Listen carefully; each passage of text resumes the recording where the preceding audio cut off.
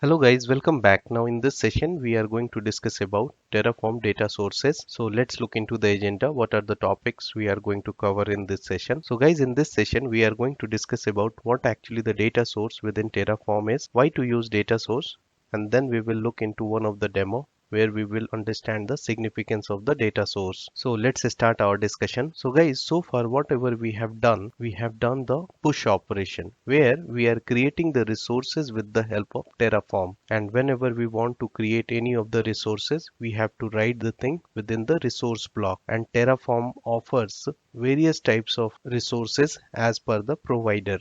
For example, if we want to create an EC2 instance, we need to write the resource block, that is AWS underscore instance.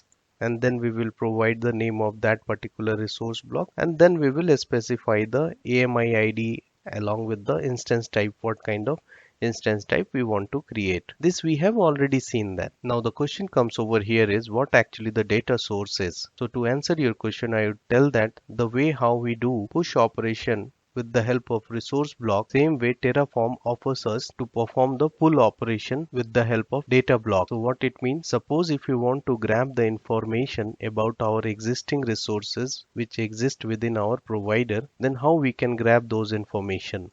So those information we will grab it through the data block, and each of the resources within the Terraform comes with the data block. So let's jump into the Terraform registry and we will verify the same. So guys, we are into the Terraform registry and we are working with the AWS. So we need to go inside the AWS provider, and within the documentation, if you will go inside, then you will get the detail about each of the resources. For example, I'm working with the EC2 instance, so I will go to the EC2 instance. So over here regarding EC2 instance, all the information comes. So if you will closely look into that, then you will find that we are having resources. Along with that, we are having data sources. So this resources, where with the help of this we are pushing the information, and with the help of this we are pulling the information. So if you will go inside that, then you will look into that. Here with the help of this AWS underscore AMI, we are creating the resource within the AWS provider. Now let's go into the data source, and within that it is equivalently, it has given that AWS underscore AMI. So if we will go into that, then it is giving us the example. With the help of this, you are able to fetch the detail about that particular AWS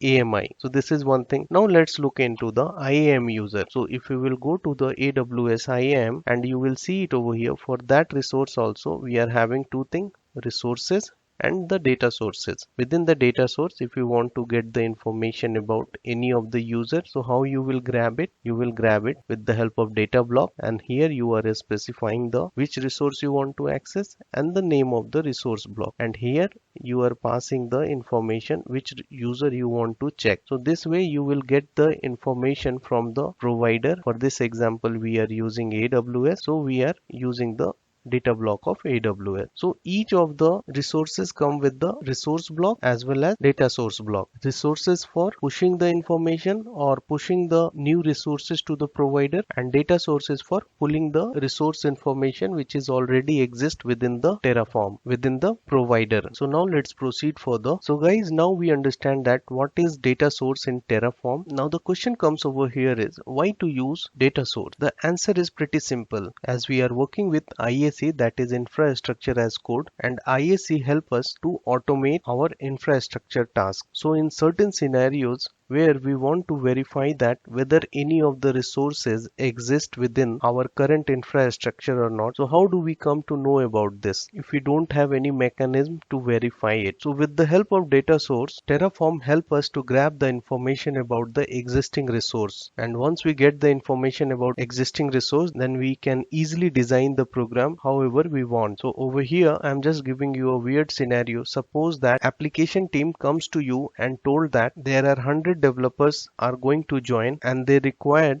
to create an IAM user access for each of the individual users, and they have given the detail within the CSV file, and that CSV file contains the existing user detail which you have already been processed. So how do you check whether the user is existing or not? So with the help of data block, you can easily do that. You can grab the information about the user which is existing and verify that if it is existing, then you skip that user for creation and if it is not existing, then you can create that particular user within IAM. So I hope you understand that why to use data source.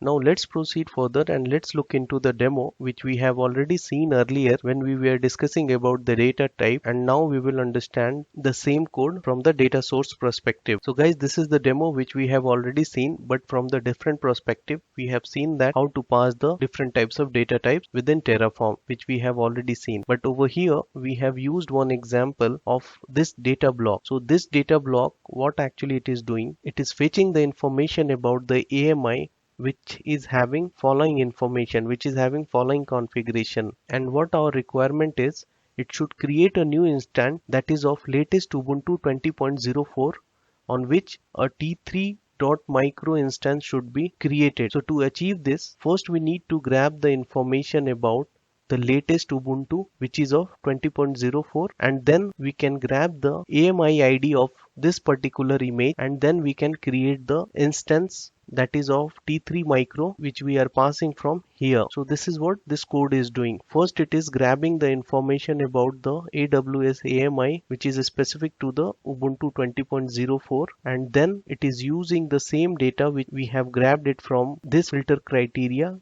and then we have grabbed the ID of that particular AMI which is already exist within the AWS, and then we are creating the instance with the help of this AMI, and then we are assigning the tag, and the tag is nothing but the name is production box, and that is what our requirement is. So here you understand that how actually we are using the data block or say data source to get the information about the existing resource, and how you will grab the information which is specific to the particular resource with the help of these filters. With the help of these filters you can apply various kind of a condition which you want to target for a specific resource which is already existing within your provider, whether it's AWS. For this example, I'm referring to the AWS. For other provider also, you will perform the same exercises.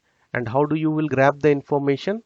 You will grab the information about data source within our Terraform registry. As I already mentioned, this site you should keep very handy because you have to refer so many times whenever you are writing the actual enterprise application code, and this is what I wanted to demonstrate you in this session. So guys, let's conclude the session. So guys, in this session we have understand that what actually the data source within Terraform is. As I already mentioned that Terraform supports both operations for pushing and pulling. To push the resources within Terraform, we use resource block. To pull the information from the provider, we use the data block. We have also understand that why to use data source to grab the resource information from the provider, or say to grab the existing resource information from the provider. And at last we have seen the demo where we are grabbing the information about existing AWS AMI, and then we are using the ID of the AWS AMI, and with the help of that we are creating a T3.micro instance, and we are calling it as a production bar with the help of tags. So on this note, I am stopping over here. See you in the next session. Till then, bye bye, take care.